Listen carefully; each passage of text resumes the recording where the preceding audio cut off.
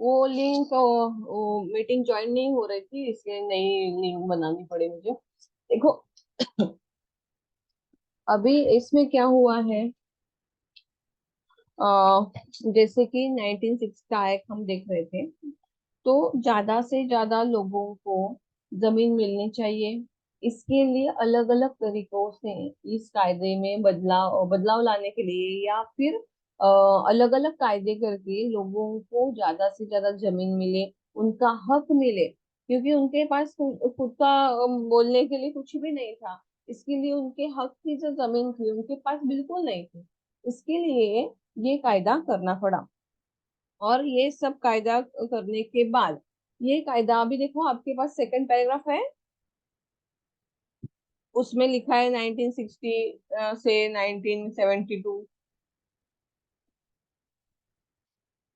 पहले first step, है ना। हम्म। हाँ, तो देखो अभी, देशात वेगवेगळ्या राज्यातून जमीन धारणेवर कमाल मर्यादा 2 टप्प्यात घालण्यात आला। मतलब पूरे देश भर में ये कायदा किया गया। लेकिन ये कायदा पूरे देश भर में वेगवेगळ्या मतलब जिस राज्य का मतलब देश है, देश में अलग अलग राज्य है, स्टेट्स है। तो उसमें उन्होंने अलग अलग स्टेट में अलग अलग टाइम पे ये कायदा शुरू कर दिया।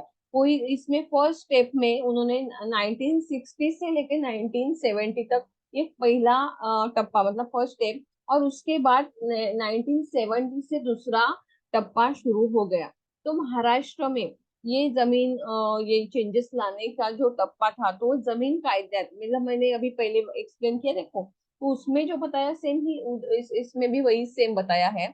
18 एकड़ से लेके 126 एकड़ जमीन एक आदमी रख सकता है। मतलब एक व्यक्ति क्या करता है, एक घर के लिए इतनी जमीन रख सकता है। और इसमें 18 एकड़ से 54 एकड़ तक वो जमीन रख सकता है। मतलब एक व्यक्ति के लिए 54 एकड़ हम रख सकते हैं। उसमें कितना बोला, 18 एकड़ उपजाऊ, और बाद में 36 एकड़ जो ये कोरडवाहू, ऐसे टोटल मिला के 54 एकड़ एक आदमी रख सकता है। तो इसके लिए उन्होंने, यस, 126 मतलब क्या है? आपने तो बोला 18 to 54 ना, तो 126 एकर्स। मतलब ये इसमें अभी एक आदमी के लिए 54 एकड़ अपनी जमीन है।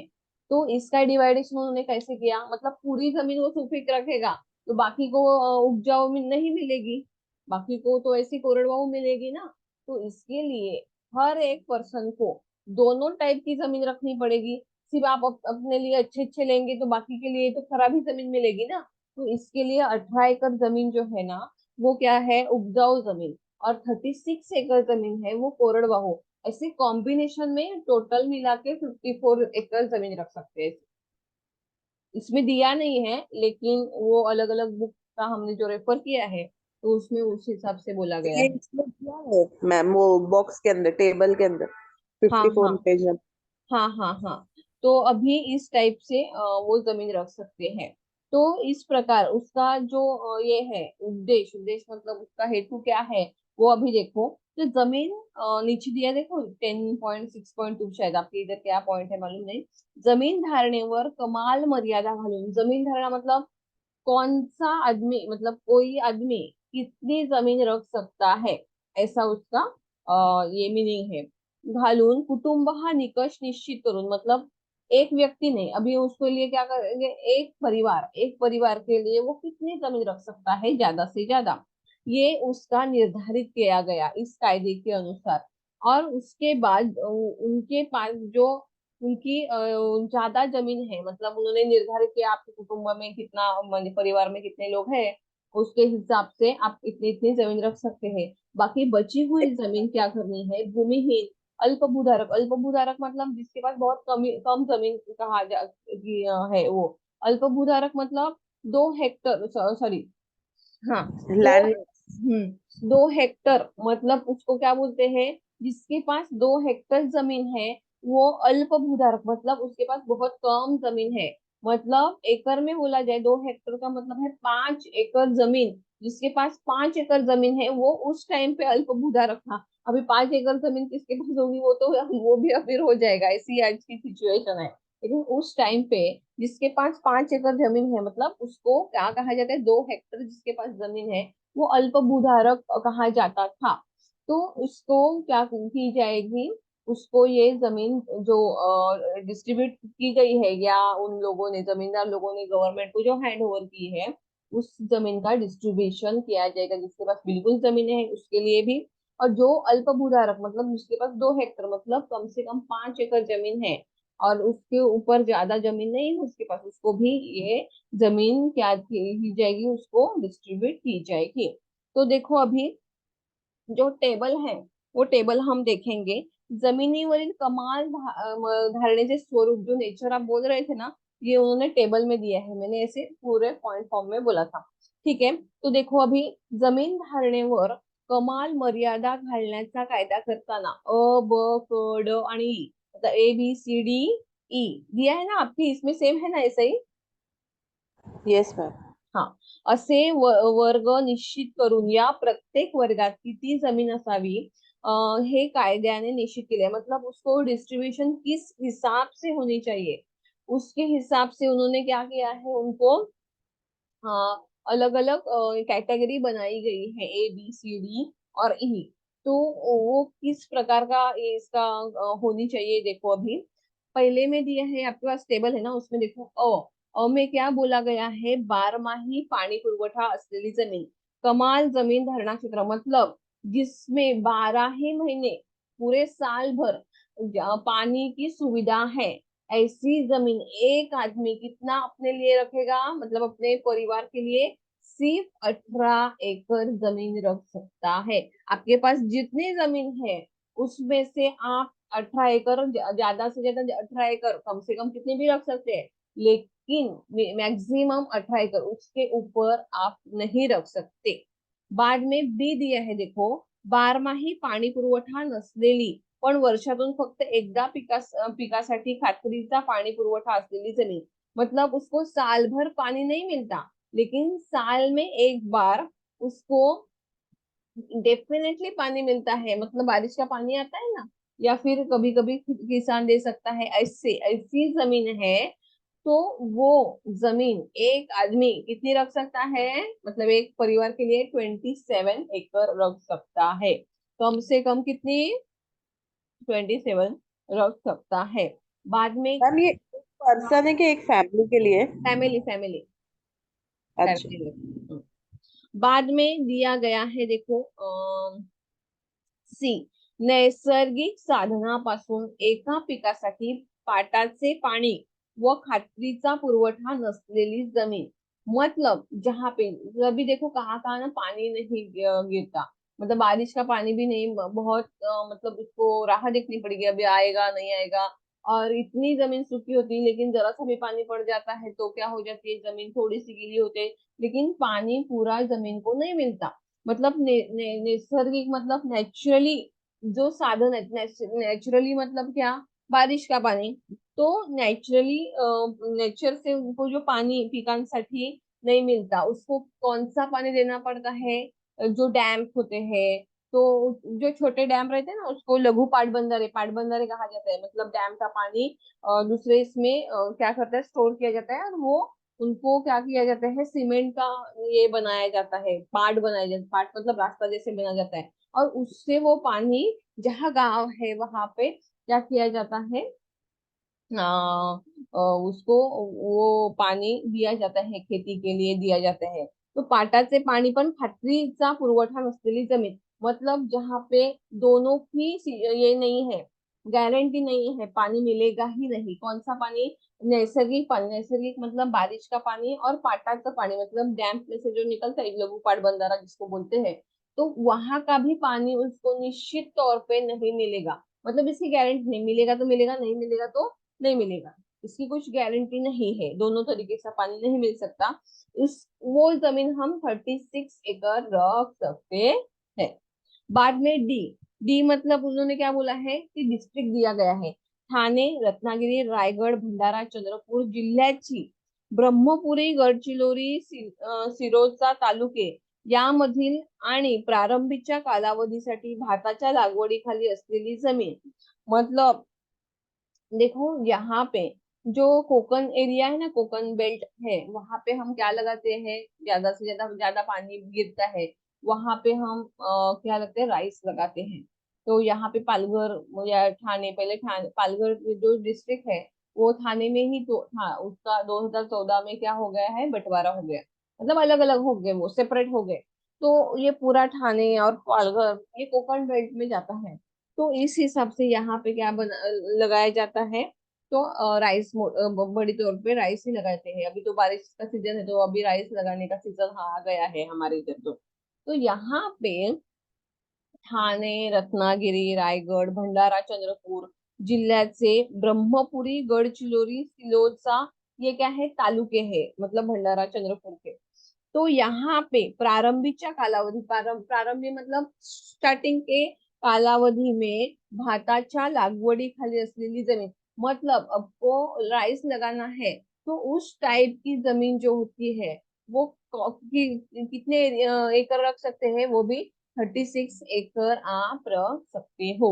बाद में ई दिया है, कोरडवाहू जमीन म्हणजे अ, ब, कड खाली येणाऱ्या जमिनी व्यतिरिक्त जमीन, मतलब ऊपर जो दिए हैं उन्होंने 4 कैटेगरीज, अ, ब, कड़, ABCD, इन कैटेगरी के अलावा जो कैटेगरी होती है जिनमें अनाज ज्यादा आता नहीं, बारिश का पानी मिलता है तो मिलता है, उनको पानी भी ज्यादा, पानी की बहुत कमतरता रहती है, थोड़ी इस टाइप की जो जमीन होती है, सूखा पड़ा रहता है ना, जब आप हाईवे में जाते देखेंगे तो कभी कभी वहां पे सूखा पड़ा हुआ रहता है, कोई वहां पे कुछ खेती भी नहीं लगाता, तो कोरडवाहू टाइप की रहती है इसके लिए। तो इन 4 जो आप अपने अबाव देखे हैं, वो 4 टाइप के अलावा जो अलग जमीन रहती है वो हम कितने लग सकते हैं, 54 एकड़ जमीन रख सकते हैं। हम्म। तो इस प्रकार उन्होंने क्या दिया है, जमिनीच्या याच्यावरून काय दिलेलं आहे, फिर वो इस पे घर वर भी बांध सकते हैं ना, अगर वो बांध कुछ काम सकते हैं की ना, नहीं। बांध सकते हैं। अभी देखो, अभी जो काम की नई जमीनें हैं उसको भी बहुत ही क्या होता है, उसका भी बहुत वैल्यू है, क्योंकि वहां पे हम बिल्डिंग बनाते हैं ना, ऑफिसेस बनाते हैं, अलग अलग पहले का जमाना अलग था, वहां पे तो खेती की जाती है, लेकिन अभी खेती मतलब हमारे यहाँ पे समुद्र किनारे का जो एरिया रहता है, वहां पे तो इसका पानी आ जाता है, हाई टाइड का वगैरह, तो वो जमीन तो उपजाऊ नहीं रहती, लेकिन उसको भी इतनी वैल्यू आज है, तो लाखों करोड़ों रुपए मिलते हैं। लेकिन अभी उस टाइम का जमाने में हम कितनी जमीन रख सकते, वो कायदा जब किया 1961 में, तब की सिचुएशन के अनुसार ये उन्होंने तब बनाया हुआ है ऐसे। तो आज तो हर एक, मतलब आपका डंपिंग ग्राउंड के बाजू में भी जगह होगी ना, तो भी उसको वैल्यू है। ऐसा आज का सिच्युएशन पूरा बदल गया है। देखो अभी उसके आगे उन्होंने दिया है, जमीन धारणेचा विचार करताना कुटुंब हा घटक निश्चित करण्यात आला, यात एकूण 3 निकष ठरवण्यात आलेले आहेत। मतलब जो ऊपर उन्होंने अलग अलग कैटेगरी कैटेगरी की गए हैं, हम कितनी जमीन रख सकते हैं, कौन से टाइप की रख सकते हैं, कौन सी रखनी चाहिए, तो वो कम से कम कितनी हम जमीन रख सकते हैं, उसके आधार पर ये हमारे फैमिली, मतलब एक परिवार के लिए हम कितनी रख सकते हैं, उसके आधार पर उन्होंने 3 निकष, मतलब 3 ये किया गया है, क्या नियम बनाए जैसे है। वो देखो, पहला क्या बोला है उन्होंने, व्यक्ती किंवा तिचा किंवा तिची पती पत्नी किंवा एकाहून अधिक पत्नी व त्याची अज्ञात मुले व अज्ञानी विवाहित मुली, मतलब ये जमीन कौन कौन रख सकता है, अगर एक पर्सन है उसकी पत्नी रख सकती है, उसके बाद अगर उस पर्सन को एक से ज्यादा 2 पत्नियां, मतलब बीबी रहेगी, वाइफ रहेगी, तो वो, और उसके बच्चों के लिए भी हम क्या कर सकते हैं, ये जमीन रख सकते हैं। और मतलब अज्ञानी, मतलब कई कभी पहले के जमाने में 2-3 शादियां हुआ करती थी, तो उन लोगों के लिए भी वो जमीन रख सकते हैं, क्योंकि उनके परिवार का वो हिस्सा माना जाता है। बाद में दूसरा दिया है, पती पत्नी यापैकी कोणी मरण पावले असेल तेव्हा यात पती पत्नी किंवा अनेक पत्नी, अज्ञात मुलगी व अज्ञात मुली, असं मतलब अभी किसी का पति ऑफ हो गया है, तो उसके बाद उसके पत्नी को ये प्रॉपर्टी मिलेगी, या वो पत्नी रख सकती है, लेकिन उस पति की 2 से ज्यादा बीवियां होगी, एक से ज्यादा वाइफ रहेगी, तो वो और उसके बच्चों को भी ये क्या मिल सकती है, जमीन के इसके ऊपर जा सकती है। तिसरा सी दिया गया आहे, पती पत्नी मृत पावले असतील तर त्याची अज्ञान मुले व अविवाहित मुली, अज्ञान मतलब जो 18 ईयर्स के नीचे है, बिलो है, वो अज्ञान बोला जाता है, उसको सज्ञान नहीं बोलते हैं। मतलब हमें इलेक्शन का अधिकार कब मिलता है? 18 साल के बाद ही मिलता है ना। उसको सज्ञान बोला जाता है, और उसके नीचे रहते हैं उसको अज्ञान बोला जाता है। इसके लिए पति पत्नी दोनों भी, माता पिता दोनों भी अगर ये उसकी डेथ होती है तो क्या हो जाता है, उनके बच्चों को ये मिल सकता है। अगर वो 18 ईयर्स के नीचे भी होंगे तो भी उनको ही मिलेगी, क्योंकि उनके बाद वो ही है ना उनके आगे वाले। तो इस प्रकार का वो उन्होंने नेचर बोला गया है, जो लॉ जो दिया है वो। बाद में उन्होंने दिया है हस्तांतरण व संपादन निर्बंध, बाद में अतिरिक्त जमीन ठरवणे, भरपाई देणे, ये आपको उसमें से ही दिया गया है ना।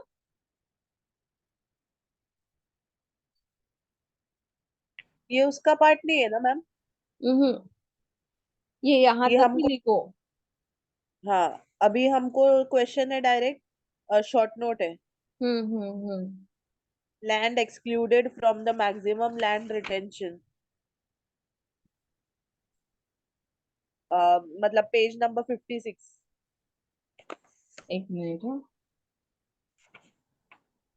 आप मुझे फोटो भेजते हैं क्या व्हाट्सएप पे? हाँ, बस ये दो पॉइंट ही बचे ये चैप्टर में। एक वो, हम्म। वो वाला land excluded from this act, और हम्म। लूप होल, बस दो ही चीज है। एक मिनट, फोटो भेजो वापस मुझे। हाँ।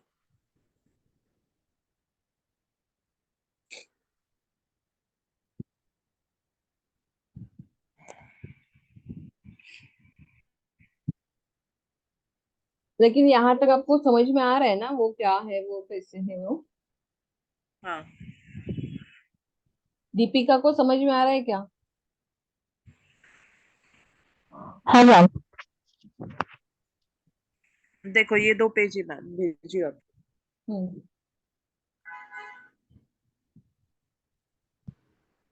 भेजा व्हाट्सएप पे। हाँ,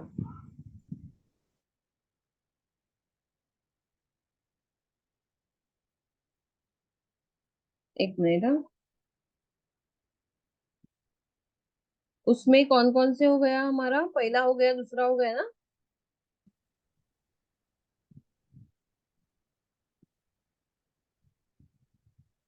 लास्ट का बोल रहे हैं क्या? हाँ, land excluded from this act 56 page number पे, और loop hole in the law, बस। एक मिनट हाँ।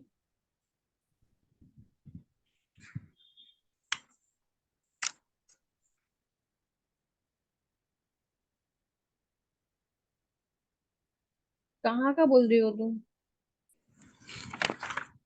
मैं ओके। मार्क कर हाँ हाँ। फिर भेजती हूँ।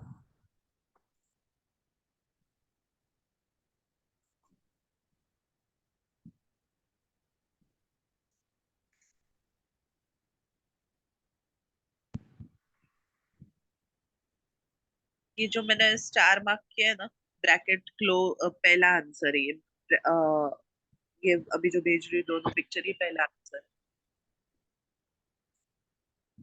एक मिनट,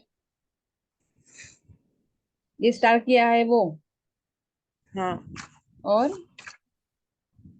और उसी के नीचे देखो, loop hole in the law, अभी जो स्टार करी हूँ, वो भेजी। हम्म।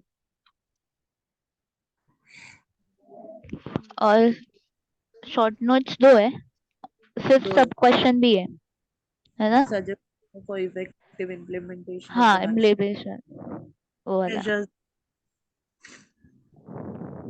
हाँ, वो लास्ट वाला तीनों है मैम, लास्ट के। लूप होल और ये 9 वाला है ना, कायद्यातील वगळल्या जमिनी। ओके, वो दो ही है ना? नहीं, और हाँ लास्ट मैम। वाला भी है। कौन सा है?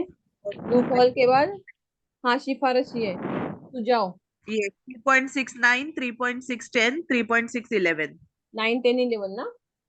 हाँ। ठीक है।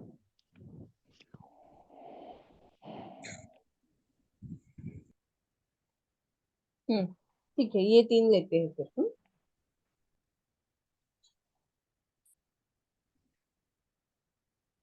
10.6.9 ना.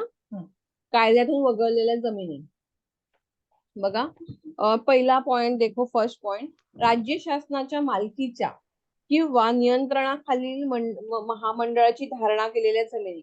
मतलब अभी इस कायदे में कौन कौन सी जमीन हम हैंड ओवर गवर्नमेंट को नहीं करेंगे. मतलब गवर्नमेंट भी ऐसे ये जमीन, इसमें जो जो जमीन बोली गई है, जो जो लैंड बोला गया है, वो मतलब लैंड हम बाकी जिसके पास जमीन नहीं है उनको हम हैंड ओवर नहीं करेंगे. उसको इस कायदे में वो इसमें नहीं आएंगे. हाँ, तो वो कौन कौन सी जमीन है, कौन कौन सी लैंड है वो देखते हो. तो पहला उन्होंने बोला है कौन सी जमीन इस कायदे में नहीं आ सकती.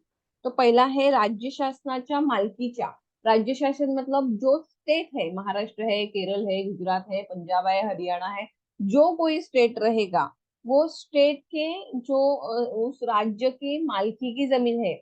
मालकी मतलब जिसके नाम, मतलब जिस राज्य की है. गवर्नमेंट की जमीन रहती है ना, कि हम बोलते हैं गवर्नमेंट की जमीन है, मतलब सरकार की जमीन है बोलते हैं ना. तो उस राज्य की अगर जमीन है किंवा और नियंत्रणाखालील महामंडळांनी धारण केलेल्या जमिनी. नियंत्रणाखाली मतलब जो महामंडल, जैसे कि महिला महामंडल का एक ये रहता है, मतलब अलग अलग समितिज रहती है, उस तरीके का काम चलता है.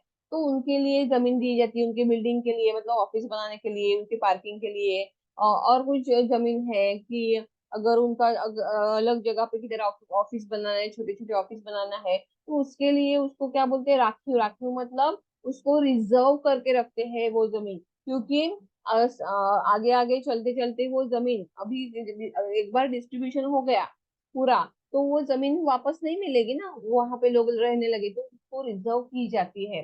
क्योंकि भविष्य में जैसे ये देखो, रेलवे वालों ने जमीन ना रिजर्व करके रखी है, रेलवे के उस साइड लेफ्ट मतलब ईस्ट और वेस्ट में. तो इसके लिए अगर आप मतलब ये पालघर साइड पे आते हैं, तो वहां पे 4 ट्रैक बनाने का काम चालू है, डीएफसी का काम चालू है. मतलब ये रेलवे की रिजर्व जमीन थी, और वो जो रिजर्व जमीन थी वो उन्होंने अभी क्या किया, वहां पे काम किया. और जो नहीं थी वो उन्होंने नए तरीके से एक्वायर की.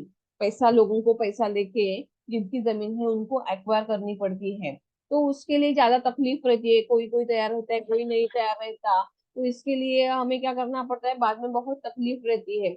इसके लिए गवर्नमेंट पहले से ही ऐसी जमीन को क्या करते हैं, रिजर्व करके रखते हैं, ताकि उसके ऊपर और कोई अपना अधिकार नहीं जमा पाए. क्योंकि भविष्य में, बहुत फ्यूचर में बहुत अलग अलग तरीके का प्लानिंग रहते हैं, भविष्य में अलग अलग तरीके का जैसे सिचुएशन बदलती है उस तरीके से हमें अलग अलग काम करने पड़ते हैं. इसके लिए वो जमीन हम इस कायदे के अनुसार हम मतलब गवर्नमेंट की जमीन गवर्नमेंट खुद को ही हैंड ओवर नहीं करेगा दूसरों के मजदूर किसान को देने के लिए. ये तो हमेशा रिजर्व ही रहेगी. बाद में दूसरा पॉइंट है देखो, कायद्यानुसार स्थापन झालेली प्राधिकरणे, विद्यापीठे किंवा कृषी विद्यालय, शाळा, कृषी संशोधन संस्थांच्या जमिनी किंवा त्यांच्याकडून पट्ट्याचे धारण केलेल्या जमिनी. मतलब जो स्कूल है या फिर यूनिवर्सिटीज है, अपनी बॉम्बे यूनिवर्सिटी है, कृषि महाविद्यालय. महाराष्ट्र में 4 जगह पे कृषि महाविद्यालय है, लेकिन उनकी बहुत बड़ी बड़ी जमीन रहती है, 200, 300, 500 एकड़ ऐसी जमीन रहती है, क्योंकि वहां पे उनको एक्सपेरिमेंट करता है खेती में.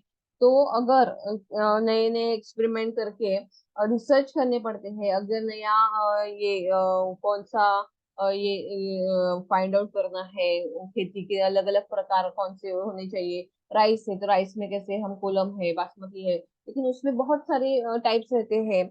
एक प्रकार का राइस नहीं होता, 10 प्रकार के या 100 प्रकार के रहते हैं. तो ये सब उनको रिसर्च करना पड़ता है, और रिसर्च करने के लिए उनको जमीन की जरूरत है. तो खेती तो जमीन में ही करेंगे ना.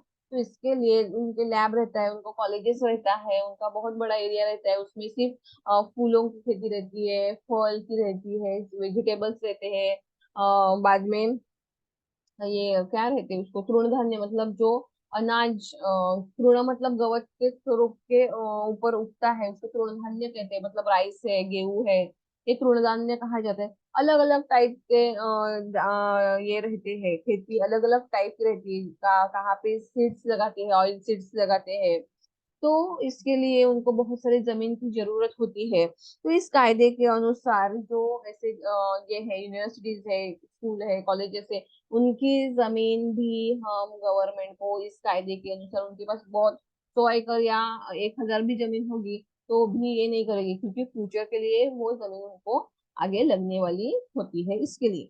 बाद में तीसरा पॉइंट है, शासनाच्या लष्करी प्रक्षेत्रांनी धारण केलेल्या जमिनी। शासनाच्या प्रक्षेत्रांनी मतलब गवर्नमेंट के अनुसार, लश्करी, लश्करी मतलब जो हमारा लश्कर रहता है ना, मतलब देश की सेवा करने वाला, तो उनके लिए भी उनको ग्राउंड लगता है, उनको अलग अलग ट्रेनिंग के लिए लगता है, या फिर उनके अलग अलग काम काज के लिए लगते हैं। उनके सब व्हीकल्स होते हैं, वेपन्स रहते हैं, अलग अलग चीजें रखने के लिए उनको सब जरूरत है, उनके ऑफिसेस रहते हैं। वो भी जमीन हम इसमें क्या करेंगे, हैंड ओव्हर नहीं करेंगे। चौथा मुद्दा है, भू विकास बँका अथवा मध्यवर्ती सहकारी बँका किंवा प्राथमिक सहकारी बँका यांच्याकडून 4 ऑक्टोबर 1959 पूर्वी भाडेपट्ट्याने दिलेल्या जमिनी। मतलब अं, ये जो अलग अलग बैंक है, पहले ना भू विकास करके बैंक थी, अभी वो बंद हो गई है। मध्यवर्ती सहकारी बैंक ये डिस्ट्रिक्ट लेवल पे होती है। मध्यवर्ती सहकारी बैंक, मध्यवर्ती उसे क्यों कहा जाता है, क्योंकि हमारा देखो कैसे होता है, तालुका, जिला और राज्य रहता है, इन दोनों का बैलेंस, राज्य और जिले का, सॉरी, राज्य और तालुका का बैलेंस रखने के लिए यहाँ पे मिडल का कौन सी संस्था रहती है, कौन सा ये लेवल है, तो डिस्ट्रिक्ट लेवल है। ये डिस्ट्रिक्ट लेवल मिडल का होता है, इसके लिए उसको मध्यवर्ती बोला जाता है। तो ये मध्यवर्ती जो बैंक है, जो डिस्ट्रिक्ट लेवल पे होती है, वो बैंक, भू विकास बैंक प्राथमिक सरकारी मतलब गांव में रहती है, छोटे तौर पे, तो वो प्राथमिक सहकारी मतलब कोऑपरेटिव जो बैंक रहती है, उन्होंने कब तक दूसरों को दी है जमीन, अपनी खुद की जमीन लीज पे दी है, लीज पे दी है यूज करने के लिए, 50 साल के, 100 साल के लीज पे दी है। तो वो कब दी है, 4 अगस्त 1959 के पहले उन्होंने लीज पे अगर दी गई है, भाड़े पट्टे पे दी गई है, तो वो जमीन हम गवर्नमेंट को हैंड ओवर नहीं करेंगे। देखो जो हमारे यहाँ पे बहुत बड़े बड़े जो इंडस्ट्री है, बोईसर में एमआईडीसी है, पालघर में एमआईडीसी है, तो पालघर में जो कोऑपरेटिव एमआईडीसी है उनकी लैंड 22 एकड़ है।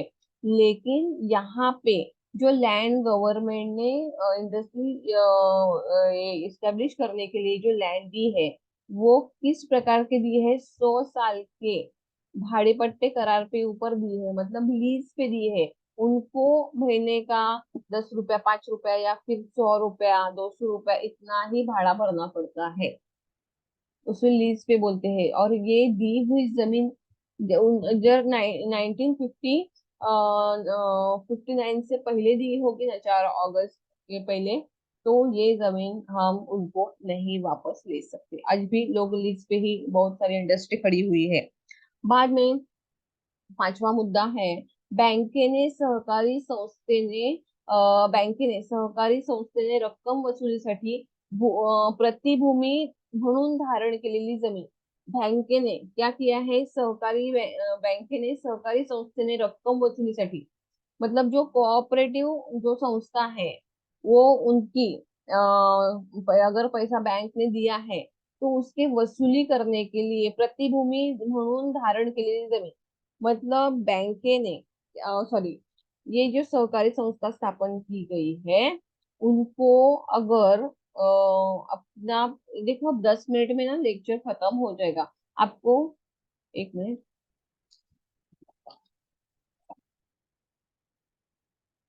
आपको कंटिन्यू करना है या ये इसके बाद हम स्टॉप करेंगे? अनम्यूट करके बोलो। दीपिका बोलो। ये कंटिन्यू। सब कर लेते हैं ना, मतलब ये हाँ दो जो आज हो क्वेश्चन जाता तो स्टॉप कंटिन्यू। करते हैं ना। हाँ हाँ, तो कल 10 बजे ही लेंगे, चलेगा ना? हाँ हाँ हाँ मैम। चलो।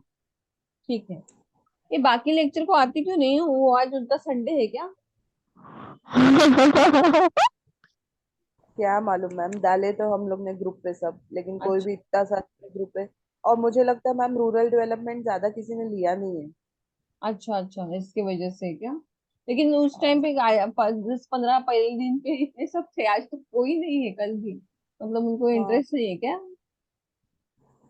एक्चुअली मैम सब सब्जेक्ट का ऐसा होता है ना कि हाँ। मतलब कोई वर्किंग कैसे होते हैं ना, तो ये रिकॉर्डेड लेक्चर आप लोग फिर ग्रुप पे भेज देते हो ना, तो फिर जिनको जैसा टाइम मिलता है वो वैसे सुनते होंगे। अच्छा क्योंकि अच्छा, सोशल का भी ऐसे ही होता था। बराबर 8-10 बराबर। जन, उसको जैसा टाइम मिलता था, फिर वो रिकॉर्डेड लेक्चर लोग ने टेलीग्राम पे पोस्ट कर दिए। फिर वो सुनते रहते हैं ना, जैसे जिनको जैसा टाइम मिलता है शायद। ओके ओके, ठीक है। तो अभी 10 मिनट में हमारा जितना होता है ना उतना हम लेते हैं, और बाकी का हम जो 2 पॉइंट बचे वो कल लेते हैं, ठीक है? ओके। हाँ, और मुझे ना बाद में आपका इंग्लिश का इस चैप्टर का ना बाकी के क्वेश्चन भेजो, क्योंकि बाद में आपके इस पे वो अलग, तो मेरे होंगे इस मैम। पे अलग। हाँ इस चैप्टर का आपको दो जो बोले ना हम लोग ने, वही है बस हाँ, लास्ट। उस आगे का भी भेज दो, ताकि उस हिसाब हाँ से मैं हम मार्क करती हूँ और लिख देती हूँ। हम्म, तो कल हम फिर उतना फटाफट ही ले सकते हैं। फटाफट ले लेना, मंगाते रहेंगे, है ना। तो हम्म। पोर्शन जल्दी जल्दी कंप्लीट हो जाएगा। हाँ हाँ, तो ठीक है। तो इस मतलब इस वीक में के अंदर ना ये चैप्टर खत्म करके हमें नेक्स्ट चैप्टर लेना है, ताकि आपको कैसे थोड़ी सी रिवीजन करनी है या कुछ क्वेरी है वो भी हम सॉल्व कर सकते, ठीक है? देखो उसके बाद कौन सा है? याशिवाय, हाँ, पाचवा हमारा चल रहा है। याशिवाय राज्य शासनाला आदेश देऊन नेमून दिलेल्या अटीवर व शर्तीवर खालील जमिनी या कायद्यातून वगळलेल्या आहेत। इसके बाद मतलब ये 5 पॉइंट तो है ही, उसके अलावा राज्य शासन मतलब जो स्टेट का गवर्नमेंट है, उनके आदेश के अनुसार दिलेल्या जो लैंड है वो अटी शर्ती के अनुसार, जो रूल्स एंड रेगुलेशन है उनके अनुसार ये जमीन काय केलेली आहे, कायद्यातून कायद्यातून मतलब जो लॉ बनाया है उसमें से वो उसको वो काउंट नहीं करेंगे, मतलब ये जमीन हम हैंड ओवर नहीं करेंगे गवर्नमेंट को। तो उसमें से पहला क्या है? दिया है ए, विश्वस्त संस्थेने किंवा वक्फने दिनांक 26 सप्टेंबर 1970 पूर्वी धारण केलेल्या जमिनी। हाँ, विश्वस्त मतलब कोई भी संस्थे का जो विश्वस्त मंडल रहता है, संस्था रहती है, तो उनको दी गई जमीन कब की? तो 26 सितंबर 1970 के पहले अगर जमीन दी है तो वो भी हम जमीन ये हैंड ओवर नहीं करेंगे। ब दिया है, कोणत्याही व्यक्तीने अश्व पैदास क्षेत्रासाठी, अश्व मतलब घोडा, हॉर्स, क्षेत्रासाठी किंवा कोणत्याही विश्वस्त संस्थेने किंवा एखाद्या वक्फने, ये भी क्या है, ये पूरा ये जो बोल रहे हैं ना, ये यही है, संस्था है। तो वक्फने पांजरपोळ किंवा गोशाळेसाठी 26 सप्टेंबर 1970 पूर्वी धारणा केलेल्या जमीन। देखो, जैसे इंसान को रहने के लिए जमीन चाहिए, खेती करने के लिए जमीन चाहिए, अलग अलग उद्योग करने के लिए जमीन चाहिए, वैसे भी हमारे यहाँ पे डोमेस्टिक एनिमल है, उनको रहने के लिए भी क्या होती है? जमीन चाहिए। जैसे कि हॉर्स है, मतलब गांव में कैसे रहते हैं, गौशाला रहती है, मतलब जो गौशाला मतलब हमारा काऊ, क्यों? गाँव। हाँ, तो क्यों रहती है जहाँ पे जो उसके जो मतलब जो काऊ डोमेस्टिक एनिमल हम संभालते हैं, खाना। लेकिन कभी कभी वो रास्ते पे भटकते भटकते रहते हैं, उसी को इंजर्ड होते हैं, तो उनको देखभाल करने के लिए क्या होते हैं, रास्ते पे रखने से बेहतर क्या होता है, ऐसे जो एनिमल्स रहते हैं रास्ते पे बैठने वाले, जो कुत्ते रहते हैं, उनके लिए भी अलग से उनका डॉग हाउस रहता है। वैसे उन सबको जो गौशाला बोलते हैं, जहाँ पे काऊ रहते हैं उसे गौशाला बोलते हैं। हॉर्स जहाँ पे रखे जाते हैं तो उसको क्या बोलते हैं? अश्व पैदास, मतलब घोड़ों की निर्मित करना, उनको बेचना और उनकी देखभाल रखना, उसके लिए उसे अश्व का मतलब है हॉर्स, घोड़ा। तो वहाँ अलग अलग तरीके से जो एनिमल्स है, डोमेस्टिक एनिमल्स है, उनके लिए जो डिस्ट्रीब्यूट की गई जमीन है वो कब है? 26 सितंबर 1970 के पहले अगर की गई है तो वो भी हम हैंड ओवर नहीं करेंगे। सिर्फ मनुष्य के लिए ना जमीन चाहिए, ऐसे नहीं ना। तो ये भी हमारे लिए उतने ही इम्पोर्टेंस है, एनिमल्स, तो उनके लिए भी जमीन की जरूरत होती है। बाद में सार्वजनिक मर्यादित कंपनीने किंवा सार्वजनिक मतलब गवर्नमेंट की, मर्यादित कंपनी मतलब प्रायव्हेट लिमिटेड हम जिसे बोलते ना उसे मर्यादित कहा जाता है. तो विश्वस्त संस्थेने किंवा एखाद्या वक्फ पशु किंवा मेंढ्यांच्या पैदाशीसाठी 26 सप्टेंबर 1970 पूर्वी धारण केलेली जमीन, मतलब ये भी सेम ऊपर जो डी है ना वही सेम. तो कंपनी के लिए या जो है क्या है, मेंढ्या मेंढ्या मतलब शिप, उसको जो संभालता है. हाँ संभालना और उसका ये करना क्या, उसकी निर्मिती करना, नया ये बनाना, ये क्या बोलते हैं उसको, प्रोड्यूस करना. हाँ प्रोड्यूस करना. तो प्रोड्यूस करने के लिए क्योंकि देश में कैसे है कि जैसे फार्मर की जरूरत है वैसे भी इन एनिमल्स की भी जरूरत है अलग अलग तौर पे. तो इसके लिए अगर इन लोगों को जमीन दी गई है तो वो भी वापस नहीं लेंगे. बाद में चौथा डी दिया है, कोणत्याही खऱ्याखुऱ्या औद्योगिक किंवा अन्य कृषीतर वापरासाठी औद्योगिक उपक्रमाने धारण केलेल्या जमिनी 1999 नंतर यात पर्यटन उद्योगाचाही समावेश करण्यात आला आहे. अभी देखो अगर ये जमीन जो कायदा बनाया उसके पहले अगर उन्होंने इंडस्ट्रियलाइजेशन के लिए जमीन दी गई है, मतलब ये इंडस्ट्री के ऊपर, और 1999 में ये पर्यटन विकास के लिए, मतलब जो हमारा पर्यटन कहा जाता है सी शोर है या अलग अलग जगह पे है, माउंटेन है, अलग अलग जहाँ पे जो पर्यटन किया जाता है वहां पे जो जमीन दी है, मतलब यहाँ पे और कुछ नहीं बन सकता, यहाँ पे घूमना फिरना या इंडस्ट्री के लिए जमीन दी है, तो वो जमीन भी हम इस कायदे के अनुसार हम हैंड ओवर नहीं करेंगे. तो ये क्या दिया है, इस कायदे के अनुसार ये जमीन, ये जो लैंड है वो उस कायदे में नहीं ली गई है. समझ में आया? Yes ma'am. अभी नेक्स्ट क्वेश्चन है ना, लूप होल. हाँ हाँ, वो आज लेना है या कल लेना है फिर? अभी तो सिर्फ 2 मिनट ही बचे हैं.